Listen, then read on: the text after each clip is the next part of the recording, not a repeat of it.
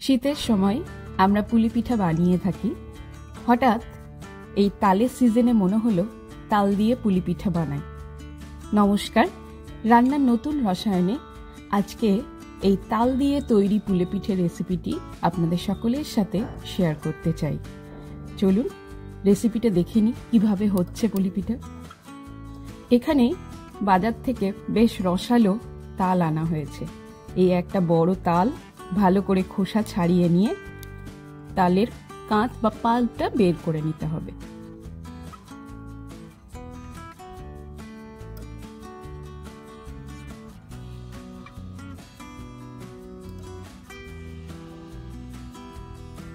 এখন তালের পাল্প বেরোনোর পর আরেকবার চালনিতে চেলে নিব, যাতে তালের পাল্পের মধ্যে যদি কিছু আঁশ থেকে থাকে সেটা বেরিয়ে যাবে। এখানে 3 কাপ মতন তালের পাল্প নেওয়া হয়েছে, আর নেওয়া হয়েছে আতপ চালের গুঁড়ো 200 গ্রাম আর ময়দা 100 গ্রাম। বাড়িতেই বানানো হয়েছে এই আতপ চালের গুঁড়ো, আপনারা চাইলে দোকান থেকেও কিনে নিতে পারেন। এখন একটি কড়াইয়ে 1 টিস্পুন মতন তেল দিয়ে কড়াইটাতে তেলটা মাখিয়ে নিতে হবে। দিয়ে এর মধ্যে আমাদের যে তালের পাল্পটা আছে সেটা দিয়ে দেব। পাল্পটার একটু জাল দিয়ে নিব, যাতে এর ভেতরের যে জলটা সেটা শুকিয়ে যায়। এখন এর মধ্যে দিয়ে দেব আতপ চালের গুঁড়ো। গুঁড়োটা দেওয়ার পর ক্রমাগত খুন্তি দিয়ে পাল্পটা নাড়তে হবে, কিন্তু না হলে দলা পাকিয়ে যাবে। এবার দিচ্ছি ময়দা। ঠিক একইভাবে আমরা খুন্তি দিয়ে পুরো দমে নাড়তে থাকবো। এটা আমাদের কাই করা হয়ে গেছে। এবার এটাকে ঠান্ডা করতে দিয়ে পরবর্তী কাজগুলোতে যাই।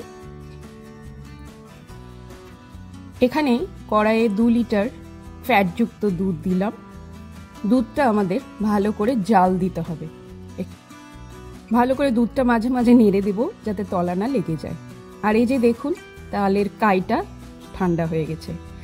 আর পুলি পিঠার পুরের জন্য নিয়েছি 200 গ্রাম ক্ষীর।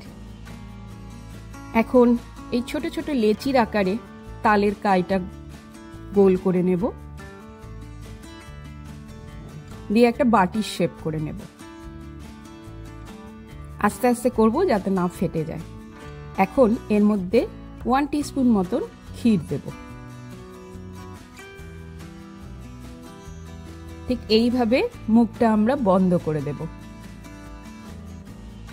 বন্ধ মুখটাকে আমরা এইভাবে টুইস্ট করে নেব।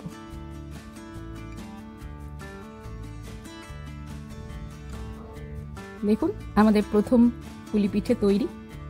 এইভাবে আমরা পরপর পুলি পিঠেগুলো গড়ে নেব।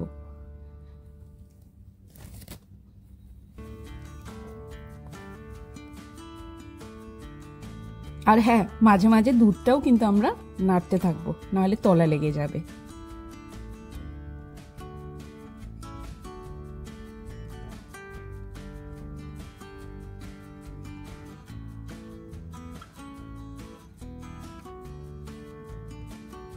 দেখুন, আমাদের সবগুলো পুলি পিঠা গড়া হয়ে গেছে।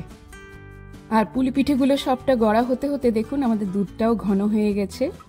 এবার এর মধ্যে দেব 200 গ্রাম মতন চিনি। চিনি দিয়ে দুধকে আবারও ভালো করে আমরা নেড়ে নেব।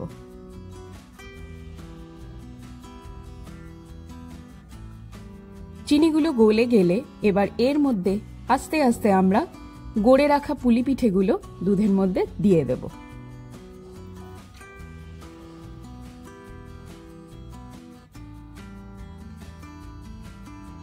ভালো করে আস্তে আস্তে পুলিগুলো আমরা খুন্তি দিয়ে নেড়ে নেব। খুব জোরে করব না, তাহলে কিন্তু ভেঙে যাবে। দেখুন, আমাদের পুলি পিঠে সেদ্ধ হয়ে গেছে, কারণ সেদ্ধ হওয়ার লক্ষণই হচ্ছে উপরে ভেসে উঠবে সবগুলো পুলি পিঠে।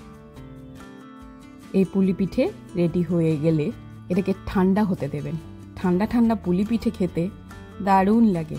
অনেকে অবশ্য গরম গরম খেতেও পছন্দ করে। রান্নার নতুন রসায়নের পেজের আজকের এই রেসিপি আপনাদের কেমন লাগলো তা অবশ্যই কমেন্ট করে জানাবেন। আর একটা ছোট্ট রিকোয়েস্ট, আমার এই ছোট্ট চ্যানেলকে প্লিজ লাইক, শেয়ার এবং সাবস্ক্রাইব করতে একদম ভুলবেন না। ধন্যবাদ।